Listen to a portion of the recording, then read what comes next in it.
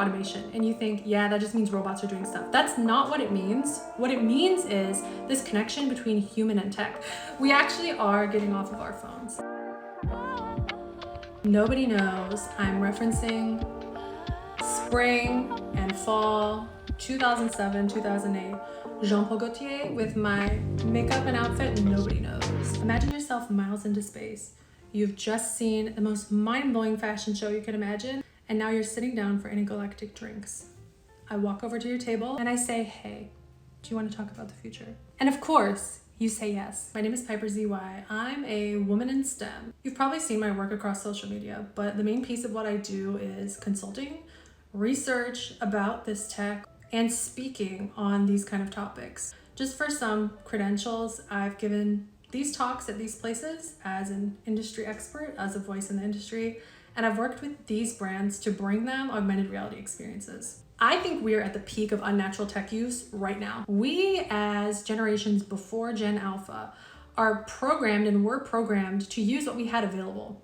We had desktop computers and we had mobile phones in all of their stages. A lot of pieces of tech that serve different uses because that was the only way that they were able to exist. Without being able to immerse us into something, they have to exist in all these different forms. It's like not having a really great planner, so you need Post-it notes and you need a notepad next to your keyboard and you need a notebook on your nightstand and you need one of those shower waterproof notebooks to write ideas on, because you don't have one good planner that can come with you the whole time. This is the same issue that we faced in tech. The consumer is screaming for a consolidation of devices. The iPad is one of these things, and the reason why it's a success, but it's also not, because I don't think the average person is using an iPad as their primary device.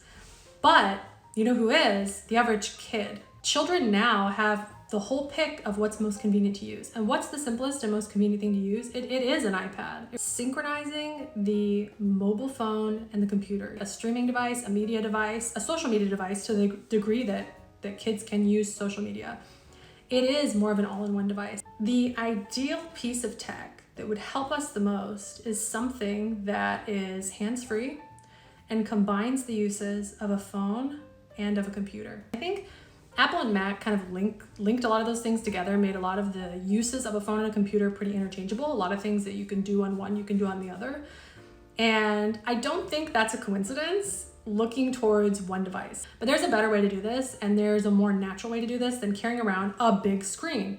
We can always talk about a lesser of two evils situation, and I truly think the head-mounted tech and head-mounted devices like augmented reality glasses are the lesser of two evils, clearly. So many digital experiences are meant to be experienced in 3D. They just can't be. Now we have a choice. We can have a digital experience or we can have a physical experience.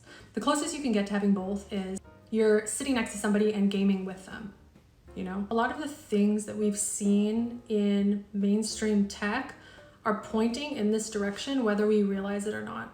To be able to bring something to your head so you can have your hand free, it's a much bigger deal than I think we're thinking about, because there's so many associations with VR and AR headsets. I think you just think like they're super heavy. The battery doesn't last very long. You can't see through. It's you're immersed in something. It's very dangerous to wear. You can't see through. Try a Quest 3. You can see through. As those kind of devices get more lightweight in this kind of race to make that hardware, it's going to become very apparent that it's freeing. A lot of people feel wary of, who wants to walk around with something on their heads? But we're not taking into consideration how the tech itself can evolve once that's an option. Hands-free is really important for a lot of people. Not everybody is able to use their hands in the same way. And for most of us, for all of us, I would say, there are times when it's not convenient. For just something as stupid as thrift shopping, and you want to show somebody, hey, this skirt is so cute. It's not in my size, but it's in my friend's size. You can capture that and send it without giving up a hand, without balancing a phone, without having a phone out. And that's just for somebody with complete use of both hands. We have become this very weird species carrying around a thing. Imagine if you saw a world full of aardvarks and the entire species of aardvark is just carrying around raspberries. Is this you? this is us. It's really inherently against our design and what's compatible with our brain and how our brain is supposed to work. There's definitely some truth in it's wild and ridiculous for us to be so attached to a device because we spend a lot of extra time explaining to our phones or typing into our phones how we want it to execute something versus it understanding us and being able to execute something independently or having systems in place so it's minimally executing things for us, minimally active. We act as though our phones are part of us, but they don't act as part of us. But we still have to tell it to do a lot of things. When you use it, you have to pull it out of your pocket or pull it out of your purse or pull it off of the table, activate the screen, go to the function that you want, know what you want the function to do, make sure you're executing it correctly. And there's chaos there. This whole last series of advancements in tech were about us understanding tech. Okay, what can this do? What can a computer do? What can we code? What can we create? But the next advancement is about tech understanding us. You hear the word automation and you think, yeah, that just means robots are doing stuff. That's not what it means. What it means is this connection between human and tech. The fact that your phone will be able to understand, okay, like for GPS, when you punch something in or when you always go to your therapist on a Wednesday night, and then on Wednesday night, you see a suggestion saying, hey, is that where you want to navigate to? You know, you've been there a couple Wednesday nights. That's automation. And that's saving you the time of having to be this manual user, type for this whole process when you need something.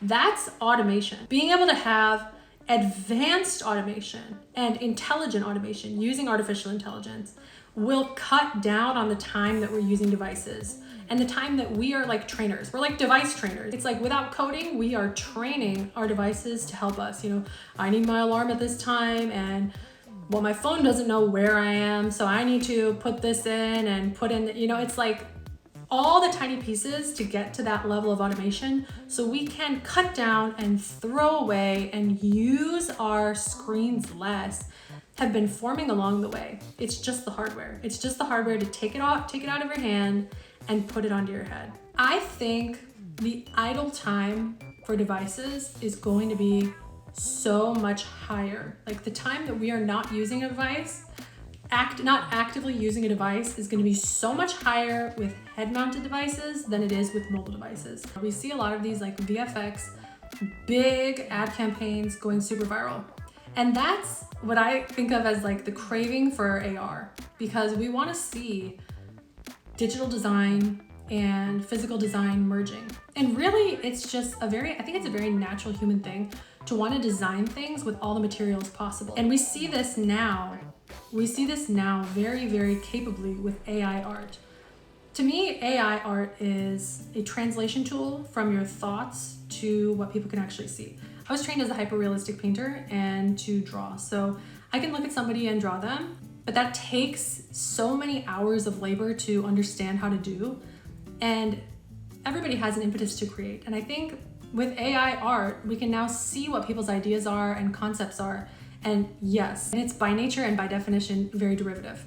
But just like any kind of regular art, if you have a bad idea, it's gonna be a bad idea no matter what medium. And if you have an interesting concept, it's gonna be an interesting concept, even if it's pulling from the imagery and the style of other things. I personally haven't used AI in my art yet, but I've seen very, very compelling, very new and very interesting things made in AI art. It's because of the concept. We've had this urge since the beginning of human history. I mean, there's sculptural figures to express something, no matter what that expression is around. Surreal art has such a grasp on us because for the most part, a lot of our minds are very surreal. We don't dream in pure reality. We don't daydream in pure reality.